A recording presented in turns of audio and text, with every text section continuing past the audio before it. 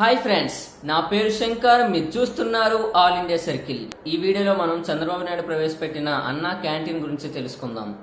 ఎందుకంటే నేను ఎప్పటి నుంచో అన్నా క్యాంటీన్ ఓపెన్ అయిన కాంచి వెళ్ళాలని ట్రై చేస్తున్నాను, కానీ నాకు ఈ రోజు వీలైంది. సో ఈ రోజు నేను అన్నా క్యాంటీన్ కి వెళ్ళాను. అక్కడ ఉన్న సంగతులు ఏంటి, అక్కడ ఫుడ్ ఎలా ఉంది, అక్కడ మెయింటెనెన్స్ ఎలా ఉంది అనేది మీతో షేర్ చేసుకుంటాను. మనం స్టార్టింగ్ లో ఒక టోకెన్ అనేది ఇస్తారు. 5 రూపాయలు తీసుకొని ఒక టోకెన్ అనేది ఇస్తారు. తర్వాత అక్కడే ఒక ఫుడ్ మెనూ అనేది అవైలబిలిటీలో ఉంటుంది. అందులో మనకి రోజు ఏం ఫుడ్ పెడతారు అనేది, ఉదయం పూట ఏం టిఫిన్ పెడతారు అనేది అందులో మెన్షన్ చేశారు. అయితే ఇందులో డైలీ ఒకే ఫుడ్ అనేది ఉండడం జరుగుతుంది.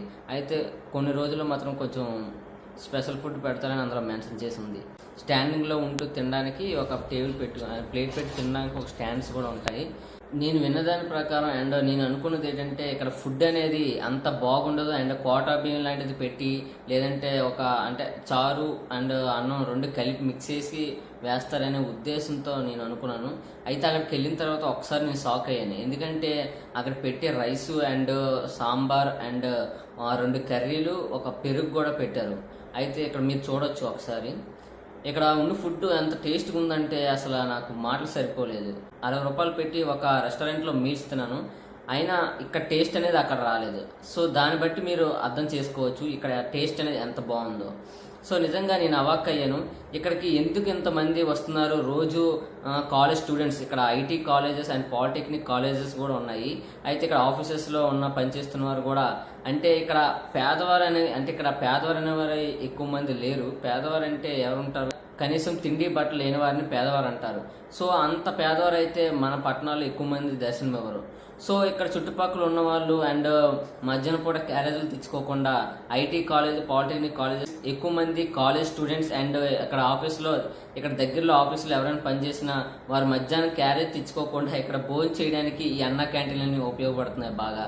నేను రోజు గమనిస్తూ ఉన్నాను. రోజు స్టూడెంట్స్ అండ్ ఆఫీసెస్కి వెళ్ళేవారు ఎక్కువ మంది ఆ లైన్లో నిలబడడం నేను గమనించాను.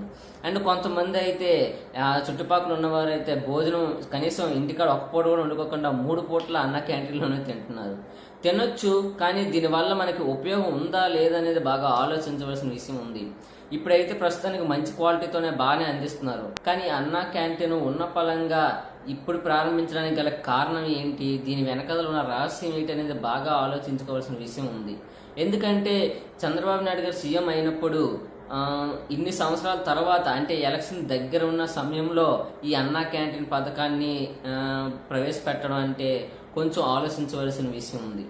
అయితే ఈ అన్నా క్యాంటీన్ వల్ల ఉపయోగం ఉందా లేదా అని ఒకసారి అనుకున్నట్లయితే, వైట్ రేషన్ కార్డు ఉన్న వాళ్ళకి రేషన్ ఇస్తున్న సంగతి మనకు తెలిసిందే. అయితే ఆ రేషన్ ఇవ్వకుండా ఈ 5 రూపాయలకి ఫుడ్ పెడితే ఈ అన్నా క్యాంటీన్ పెట్టడం వల్ల ఉపయోగం ఉంటుందని నా అభిప్రాయం.